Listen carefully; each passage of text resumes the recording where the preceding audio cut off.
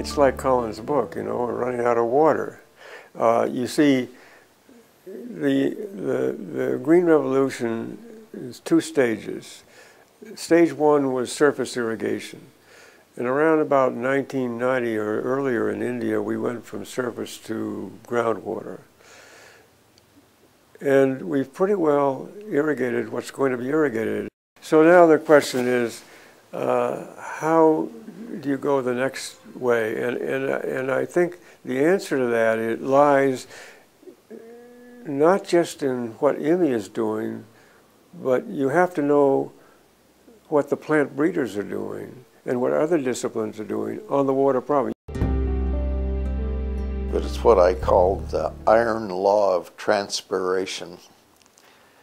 And this is a remarkable fact that I never knew about, that for every kind of crop, there's a direct linear relationship, straight line relationship between yield on this axis and transpiration of water on this axis.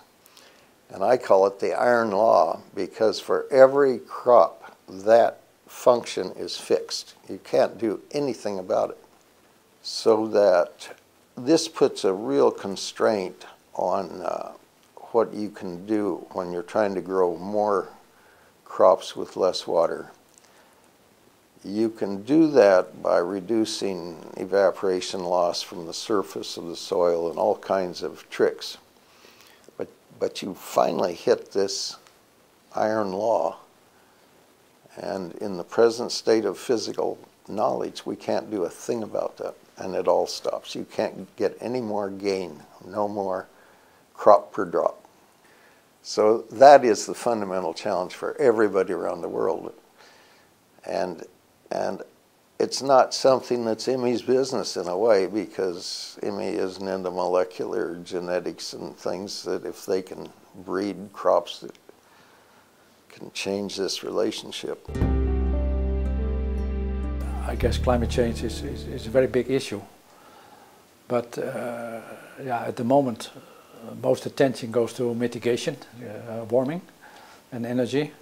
But there is a growing concern about adaptation, and World Bank and other organizations are already making projections about amounts of money that will have to be provided for adaptation and stability.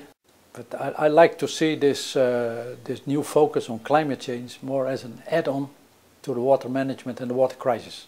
We don't want two crises, a climate crisis and a water crisis. These things have to come together. That is very important.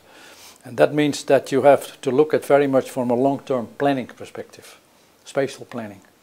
And in spatial planning, integrated water resources management is a very important tool to bring parties together and look for a common future. One thing is impacts, how we can really create. Water is not as direct as all these breeding institutions. You know, if you have a good breed, you can have visible outcome from their breeding. But water is a sort of a basic foundation for all the activities for agriculture. So it's not visible. And it's very difficult to make it clear how our research impacted on all these poverty reduction and whatever outcomes. So in a way, we should sort of make it clear to the outside world how our research is making changes. And that's, we haven't done, I think, good enough in that perspective. We are sort of saying that we are making a good impact, but we can do the research on that perspective that, our research is making this good impacts and changing the livelihood of the poor people or the food security of all these undernourished people. The biggest challenge will be that the share of water that is available to agriculture will continue to decrease. It's only, I think now, 2.5 years ago that the number of people who live in cities in the world, for the first time in the history of this planet, exceeded the number of people who live in the rural areas. And that trend will continue to increase. And yet most of us like to eat. And And of course, populations in the world are increasing. We'll be, by 2050, we might be at 8.5, we might be 9.5 billion. So in the next 30, 35 years, there'll be another 3 million mouths to feed. And yet the share of water that will be available to produce those crops, to produce those livestock, to produce those fish, will be a decreasing share. And in many cases, the quality of that water will also be lower quality. What IWMI does, though, of course, is realise that these things have to be addressed not just through engineering solutions, not just through policy solutions, not just through hydrology, not just through agronomy, but through the ability to integrate those disciplines. So their past achievement in being able to bring disciplines together will become even more important.